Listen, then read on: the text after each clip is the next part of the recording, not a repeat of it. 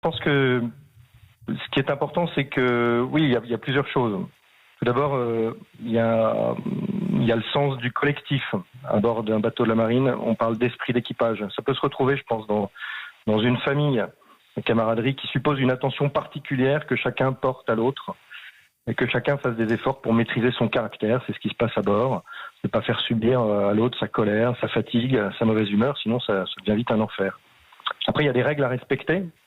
Des règles de vie en commun, des respects des horaires, des activités planifiées qu'il faut prévoir, du sport, une distraction à mêler au travail.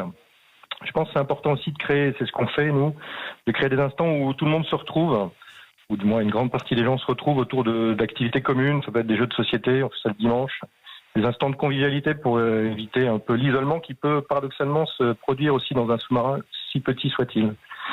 Et puis, c'est important, je pense, de se donner des objectifs personnels. Vous voyez, à bord, il y a des gens qui se disent, moi, je pars 2 mois et demi, hop, je vais apprendre l'espagnol. Il y en a d'autres qui se disent, je vais tenir un journal de bord. Voilà. Et ils se fixent des objectifs. Globalement, ils arrivent à se projeter en se disant, ça va durer 2 mois et demi. Et ben, hop, à rebours, ils créent, ils organisent leur vie personnelle en fonction de ça. On va se fixer les mêmes objectifs, ou en tout cas des objectifs similaires. Merci beaucoup, commandant Lambropoulos, d'avoir été avec nous dans l'équipage d'Europe 1, parce que nous